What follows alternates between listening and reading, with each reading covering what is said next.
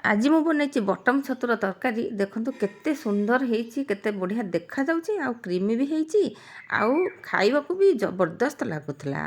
तो नमस्कार कुछ मुछना चैनल को बहुत बहुत स्वागत। एबे आरंभ करिबा आमे छतु देखु मु नहीं आसी 500 ग्राम एई छतु को बटम छतु को केमती आमे रांधिले सबुठु बहुत बढ़िया लागिवो। तो देखो ये छतु को आग प्रथम धोइबार अच्छी भलकरी जदि न धोइबा ना तार केमती गोटे स्मेल हम आउ सेटा बाली बाली लगे ये असना गुड़ाक भी केमती ऊपर तार थाए जे ताको हाथ पानी रे पकेकी टिके किछि समय पानी रे पकेदेबा तापरे आमे कोन करबा एमती हाथ रे एमती दली देले सेगुड़ा सब छाड़ी जिवो। तापर आमे कौन करवा छतुर जो डेम्फरे जो कला कला लगी थाए तो माटी भाया लगी थाए ताकू एमती छुरी टिके टिके बाहर करनबा एमती सबुतक ये भाव में बाछि नबा बाछिकी ताकू भल भाव में एमती हाथ में चकड़ी देले से धोई होगी पूरा परिष्कार हो एमती देख धड़ा हो से भाव में सबुतक छतु धोइबे।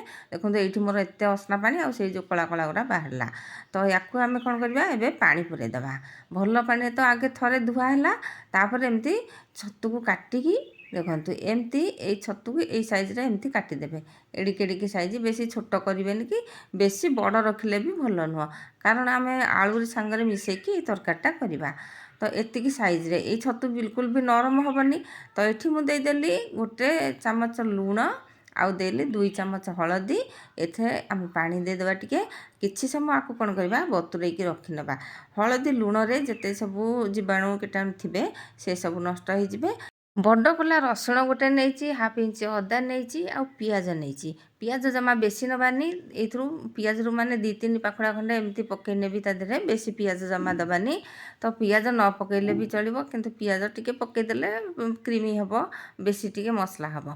तो ताकू आमे कौन करवा गोटे लंका नहीं सुखिला लंका जीरा गोटे छोट चामच रे हाफ चामच भाया नहीं भजा होता काजू मु किसी 3-4टा नहीं से देकी आम पेस्ट करनबा तापर ये अधा जमी पेस्ट हो फाड़े बिलाती को मुझे पकई गोटे बड़ बिलाती था फाड़े पकेली जी खटा खाइबे जदि बेसी बिलाती पकेले भी टेस्ट भी कमी जाए तरकार मसलार तार टेस्ट कमी जाए तो फाड़े बिलाती नहीं ताकू बाटिकी रखिदेली एवं जो छतु को पकईले पानी रे हलदी पानी ताकू भल भाव में चिपुड़ी दबा चिपुड़ी तो यहाँ हेल्ले कि तादे बाहरनी किसी पानी सेमती छाणवा तापर ये कड़ई बसई नेली सोरिष तेल पकेबा 2 चामच पाखापाखि सोरिष तेल पकेली छतु को पकेली छतु को आम कौन करवा एमती भाजवा ये छतुर पानी बाहर पुणी आम भाव ये छतुर पानी बन किंतु पानी बाहर सेपटे छतु होता आम एपटे आलू को गोटे मु आलू काटिकी एमती भाव में रखी लंबा लंबा ताकू भाजी नेली जमती आलू टिके कलर चेंज हो भाजला भाया हो बाहर करनवा बेसी ततईबानी ये देखो छतुटा हो जाए पानी सुखी जाए पानी मुझे बाहर कर नहीं थी छतु को भाजला बेले एमती खड़े टिके टिके माड़ी माड़ी देले से खरिकारे छतु आउ जेते पानी अंश थब सुखीज आ तार टेस्ट भी आसो।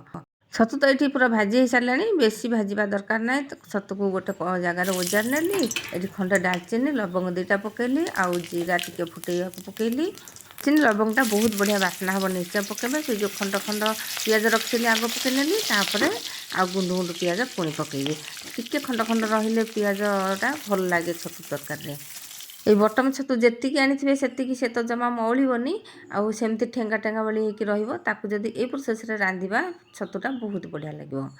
एबे तो पियाज हो जाइए ब्राउन कलर ये आम मसला देदेबा मसला को टिके आम एमती कषा आ जो ग्राइंडर रे टिके पानी देकी पुणी दे दउची देखंतु आ मसला को टिके भाव में एमती कषा देखंतु जेहेतु ये काजू बटा होती से कौन कर तल लगिज आम लगातार एमती गोलेबा पूरा मसला भाजी हवा जाके गोलेबा ये दे दूची लुण हलदी जी आपण टेस्ट अनुसार लुण देवे तो गोटे छोट चामच हलदी देली 3 मिनिट पाखापाखि एमती लगातार कसला पर मसलार कलर देखा आ तेल भी उठीगला लुण पकईदेले तेलटा ऊपर को शीघ्र उठी जाए आ मसला शीघ्र भी कषि हो तो ये मसला हो गला मुझे आउ टिके पानी देकी सुखिला हो जाइए कड़े ना टिके पानी देदेबा एथरे लंका गुंड पकई नी एबे टिके लंका गुंड पकईकी एठी आम कौन करवा पुणी गोटे मिनिट पर्यंत एमती कसला पर देखो पुणी से पानीटा सुखिगला कलर केमती बढ़िया आसीगला मसलार एठी कौन करवा आलू को देदेबा आलू देकी आउ टिके पानी देबा एमती अल्प अल्प टिके टिके पानी देबा कारण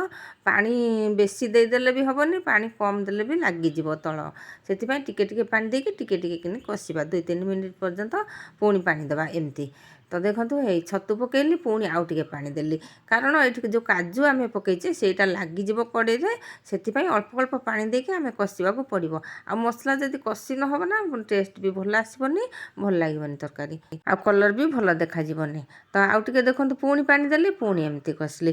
ଏମିତି ଭାବରେ ସେ ପାଣି ଦେଲା ପରେ ଟିକେ ଟିକେ ଶୁଖିଯାଉଛି, ଟିକେ ଟିକେ ପାଣି ଦେଉଛି। ତ ଏବେ ଆଳୁକୁ ଦେଇକି 1 ମିନିଟ୍ ପର୍ଯ୍ୟନ୍ତ ପୁଣି କଷି ସାରିକି କ'ଣ କରି ଆଉ ଟିକେ ପାଣି ଦେଇକି ଏମିତି ଘୋରେଇ ନେଲି। ପୁଣି 2 ମିନିଟ୍ ପର୍ଯ୍ୟନ୍ତ ଯେମିତି ଘୋରେଇ ସାରିଲି, ପୁଣି ବାହାର କରିକି ପୁଣି ଆଉ ଥରେ ଏମିତି କଡ଼େଇରୁ କଷୁଛି। ତ ଆଳୁ ବି ସିଝିଗଲାଣି, ଆଉ ମସଲା ବି ପୁରା ହେଇଗଲାଣି, ବହୁତ ବଢ଼ିଆ ବାସ୍ନା ଆସୁଛି। ଯେଉଁ ବିଲାତି ଆଉ କାଜୁ ଏଇଟା ବଢ଼ିଆ ଭାବରେ କଷି ହେଇଯାଇଛି। ଏବେ କ'ଣ କରିବା, ଆମେ ଆପଣଙ୍କ ଝୋଳ ଅନୁସାରେ ପାଣି ଦେବେ। ତ ଏମିତି ତରକାରୀ ରାନ୍ଧନ୍ତୁ, ଦେଖିବେ ବହୁତ ସୁନ୍ଦର ଲାଗିବ।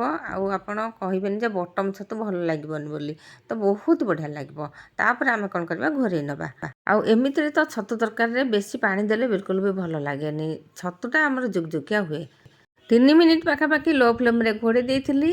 ତାପରେ ଏଇଠି ତରକାରୀଟା ଦେଖନ୍ତୁ ବହୁତ ବଢ଼ିଆ ହେଇଛି।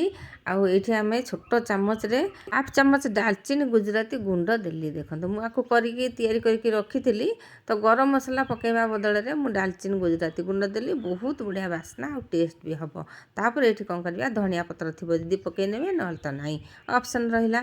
ଏବେ ଆମର ବଟମ୍ ଛତୁ ତରକାରୀ ପୁରା ରେଡ଼ି। ଦେଖନ୍ତୁ କେତେ ସୁନ୍ଦର ହେଇଛି, କେତେ କ୍ରିମି ହେଇଛି। ଆଉ ଝୋଳ ବି ବେଶୀ ରଖିବା ଦରକାର ନାହିଁ, ଏମିତି ରଖିଲେ ବହୁତ ତା'ର ଟେଷ୍ଟ ଆସେ। ତ ଏବେ ଆମେ ପରିଶି ନେବା। ତ ଏଇ ପ୍ରୋସେସ୍ରେ ଛତୁ ତରକାରୀ ଥରେ ବନାନ୍ତୁ ବଟମ୍ ଛତୁକୁ, ତାପରେ କମେଣ୍ଟରେ ଜଣାନ୍ତୁ। ଆଜି ପାଇଁ ରହୁଛି, ପୁଣି ଆଗକୁ ଆସିବି ନୂଆ ରେସିପି ନେଇ। ଜୟ ଜଗନ୍ନାଥ।